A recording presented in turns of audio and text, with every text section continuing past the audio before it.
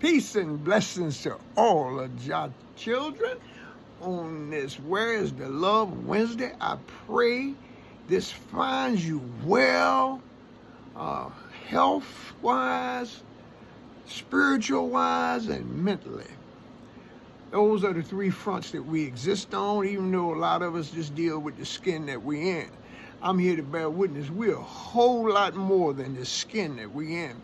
But what I want to speak to you about today, under the theme of Where is the Love, this word Babel, Babylon, simply put, it means confusion. In Scripture, you see it, chapter 10 of Genesis through 11.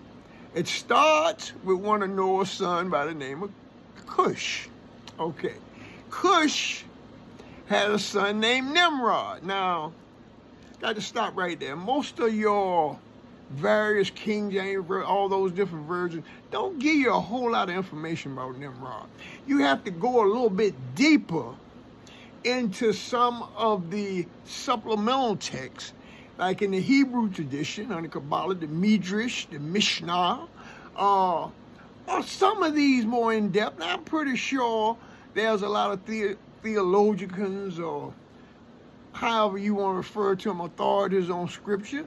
They can speak of other things, but the point I'm trying to get across upon you is, I will essentially be opening up the Scriptures in Genesis 10:11 concerning, as I said, Cush, Nimrod, into a place called Shinar, where it started at, and where the Tower of Babel, was they got this notion, hey, we're going to build us our tower and we're going to get up there.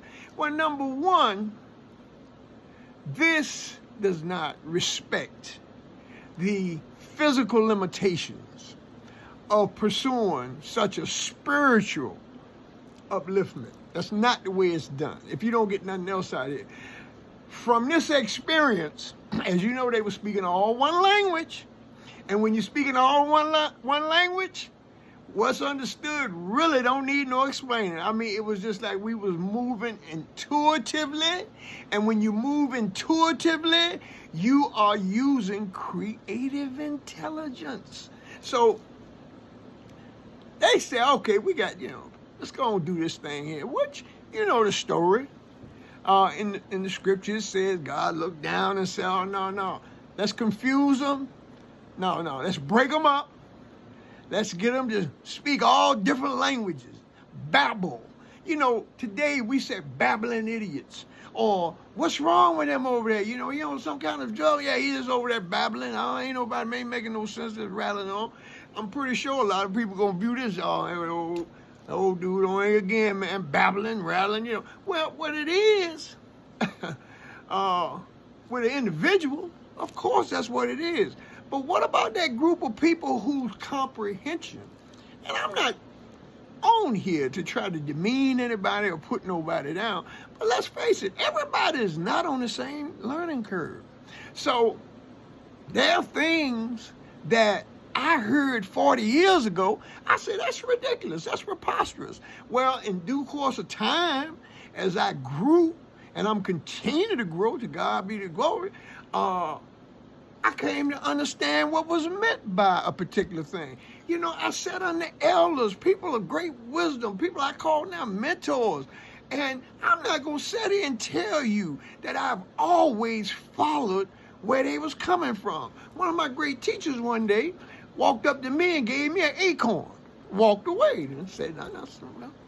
Gave me an acorn.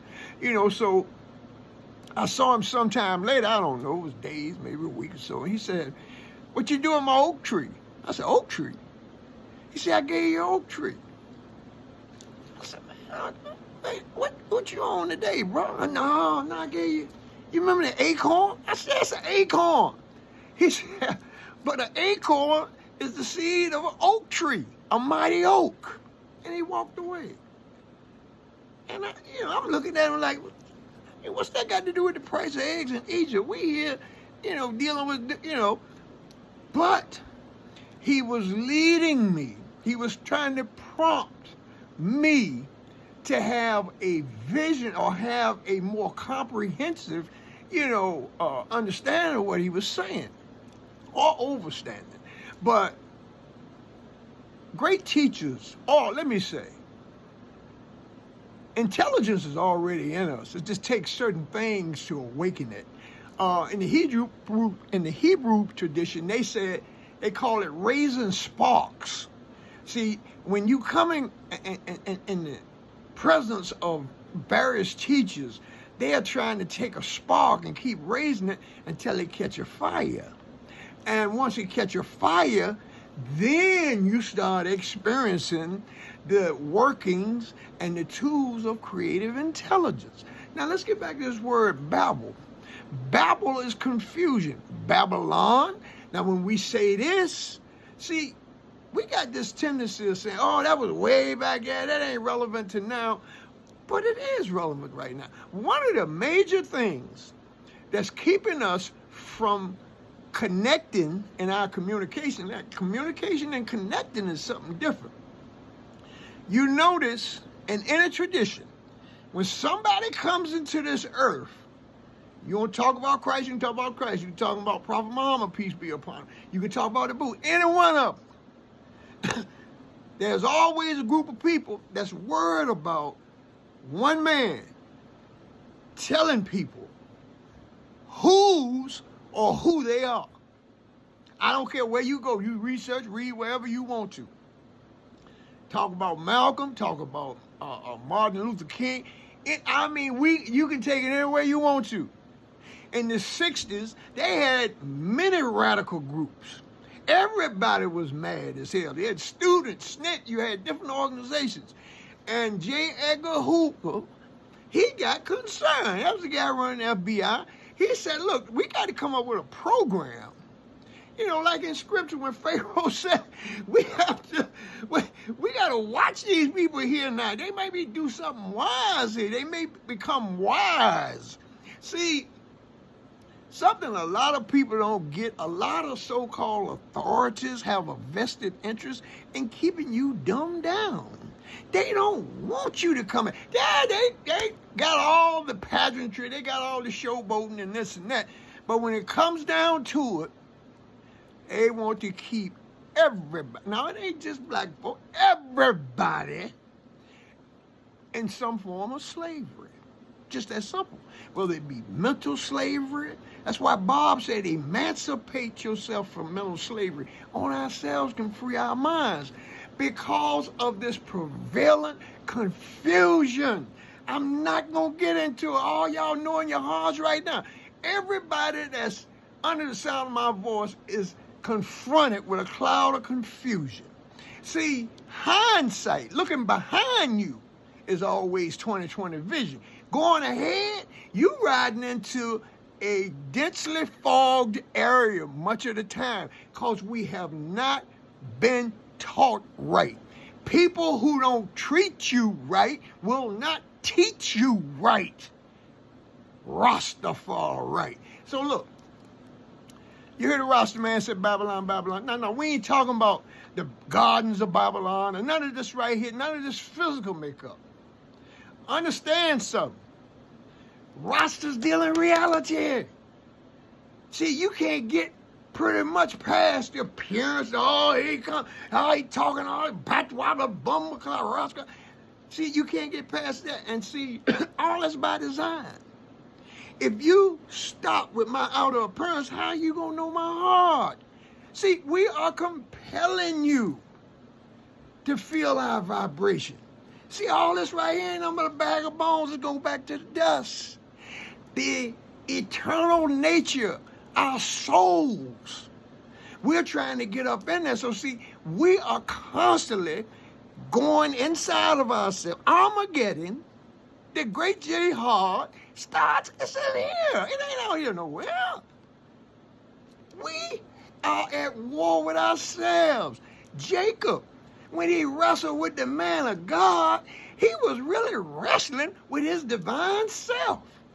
That was a individual that was put in that drama. And he wrestled with him, like, give me your name. Finally, through perseverance and tenacity, the man of God said, what you want, man? I mean, I'm going to give you. Your name ain't Jacob no more. Your name now is Israel. But what did he do? He touched his hip. So when Israel left, he had a limp. In other words, that's telling you, when you come into this life, you're going to get beat down. You might get a limp or something else. But you got to keep getting up. That is life. We all going to be confronted with things that's outside of our scope of reason or understanding. So what I'm saying here is, it's not the persons or people that come into you. It's those things what keeps you dense, what keeps you doubtful, what keeps you losing your self-confidence. That's what a spiritual warrior is looking for. It ain't how long your lashes is or what you toting behind you or it ain't none of that. All that's going back to the dust. I pray something in this speech this morning clears your mind a little bit and makes you better and not bitter. Peace and blessings to all of God's children.